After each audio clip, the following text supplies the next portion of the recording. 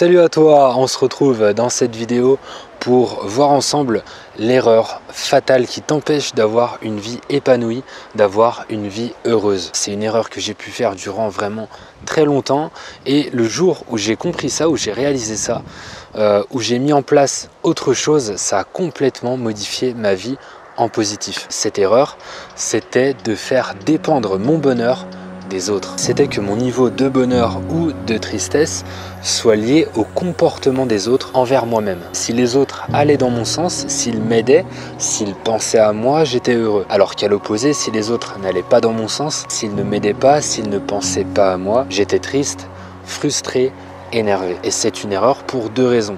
La première, c'est que la plupart des gens fonctionnent comme ça.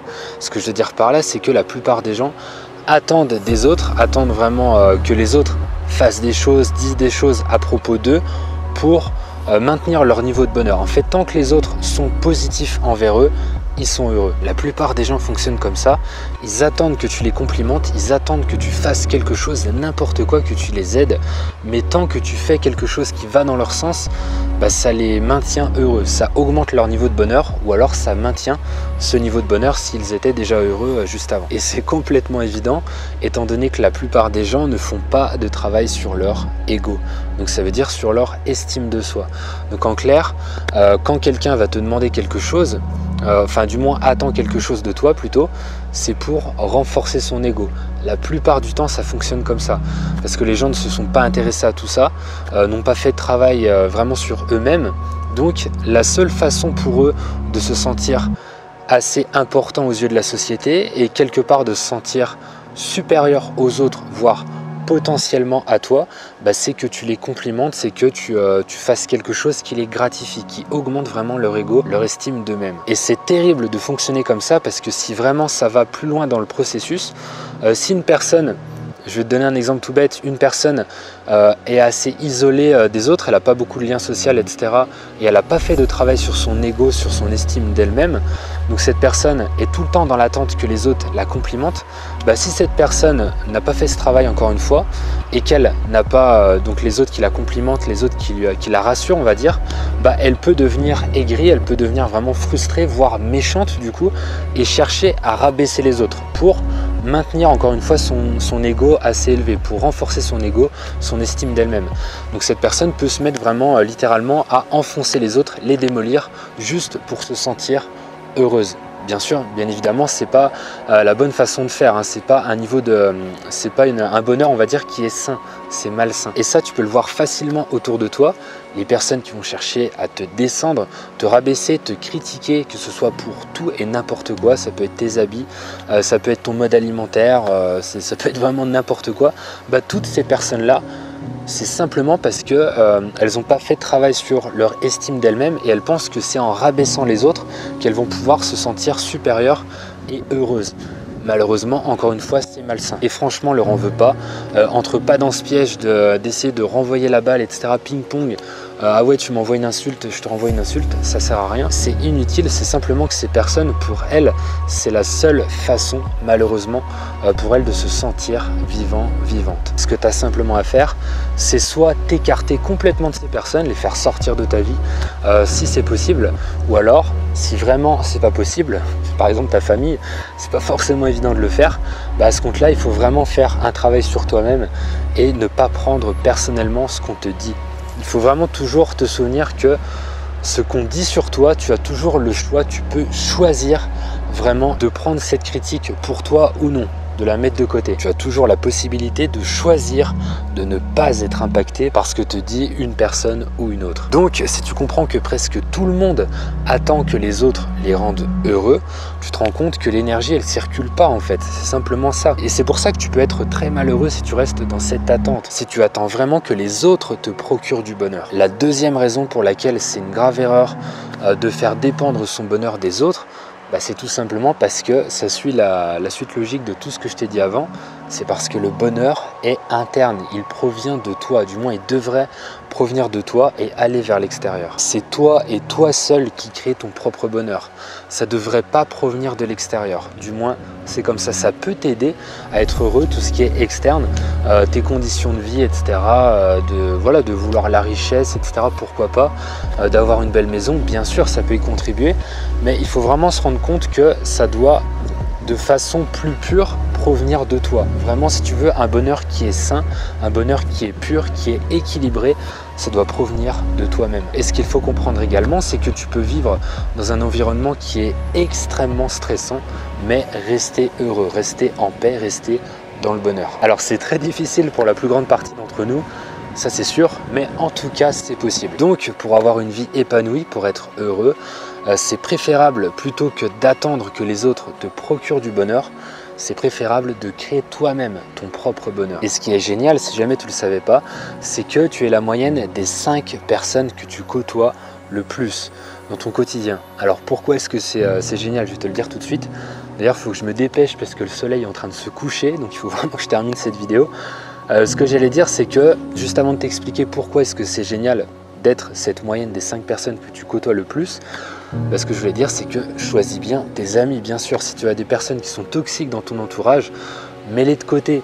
Je t'avais parlé dans une vidéo de l'amour inconditionnel, d'aimer les gens, etc., peu importe leurs idées, etc. Mais bien évidemment, si c'est trop toxique pour toi, mets-les de côté, enlève-les. Ça sert à rien de te pourrir la vie avec des gens qui te tirent vers le bas, qui veulent tout simplement augmenter leur ego, se sentir supérieur. Mais comment est-ce qu'elles font ça? En te rabaissant.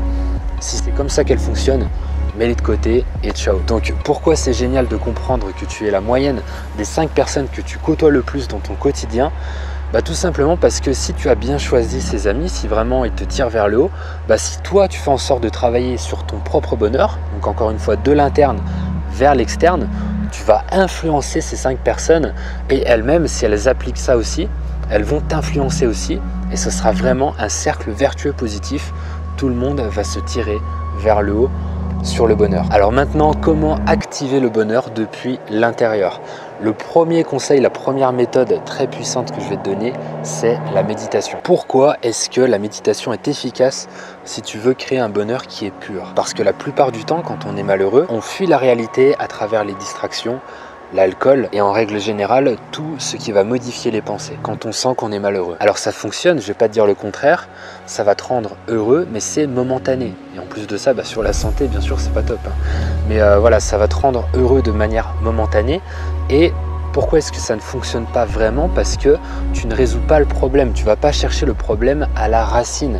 Tu ne fais que cacher le problème, tu ne fais que cacher le malheur au travers de quelque chose qui va modifier ton état psychologique, ta façon de penser et ton corps, on va dire, dans son ensemble. Alors qu'avec la méditation, on va réellement faire face à ce malheur. On va observer ses pensées. On ne va pas les fuir et essayer forcément de les combattre, mais on va simplement les observer et les accepter. Accepter les moments de doute, les moments de tristesse, les moments de déprime, plutôt que de chercher à les fuir. Et au bout d'un moment, il y a de grandes chances pour que tu puisses prendre assez de recul sur tes pensées négatives avec la méditation pour te rendre compte que ce ne sont que des pensées. Les pensées créent les émotions. Et donc quand tu es triste, malheureux, ce qui est à l'origine de cette émotion négative, c'est une pensée négative. Donc il faut aller en amont, à la source, et donc ça veut dire directement à la pensée.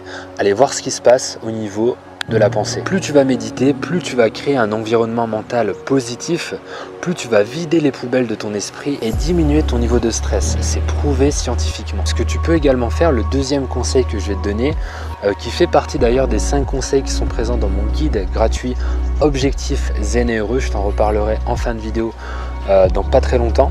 Donc ce que tu peux également faire, c'est devenir minimaliste. Donc ça veut dire quoi? Tout simplement te séparer de tout ce qui ne sert à rien chez toi. Tu fais le tri, vraiment tu fais, tu fais 2 rangées, ce que je garde et ce que je jette. Et tu te concentres vraiment pour jeter le plus possible. Enfin jeter, c'est façon de parler, revendre, donner, etc. Peu importe. Mais en attendant, tu te sépares de tout ce que tu n'utilises pas, tout ce qui n'est pas utile, tout ce que tu as en doublon, voire plus. Parfois il y a des choses qu'on a 2 fois, 3 fois. Franchement, ça sert à quoi? Autant garder vraiment l'essentiel Et ce qu'il faut comprendre, c'est que moins tu as d'objets chez toi et plus tu vas être clair au niveau de tes pensées et plus tu vas diminuer ton stress. Donc ça veut dire que quelque part en parallèle, tu vas conserver, voire augmenter ton niveau de bonheur. Tout simplement parce que tu vas réfléchir de façon plus claire, tu vas pas être encombré par des choses dans ton quotidien qui ne servent à rien. Plus l'environnement chez toi est stressant, donc stressant ça veut dire plus il y a de choses et aussi mieux, plus c'est mal rangé aussi bien sûr, plus dans ta tête ça va être le bordel aussi, plus ça va être ingérable au niveau des pensées, ça reflète vraiment ce qui va se passer au niveau de tes pensées. On a fini pour cette vidéo, dis-moi en commentaire ce que tu en as pensé, si tu as d'autres méthodes, bien sûr il y en a plein pour avoir une vie plus épanouie. Et je te laisse encore une fois le lien du guide gratuit Objectif Zen et Heureux avec des conseils qui vont te permettre de maintenir, voire d'augmenter ton niveau de bonheur dans ta vie. Donc ce sera la vignette qui va apparaître à l'écran, le premier lien en description sous cette vidéo et tu seras aussi inscrit à la newsletter parce que dès la rentrée, je vais proposer un programme, un petit insecte sur moi, je vais essayer de ne pas le tuer, je sais pas s'il est parti. Donc ce que je disais, tu seras inscrit à la newsletter et tu sauras quand va sortir ce programme, je ne sais pas trop ce que ça va être, un e-book, un programme sur le bonheur, vraiment aller chercher le bonheur à la source. On se retrouve dans la prochaine vidéo, entraîne-toi avec le cœur, mange avec le cœur.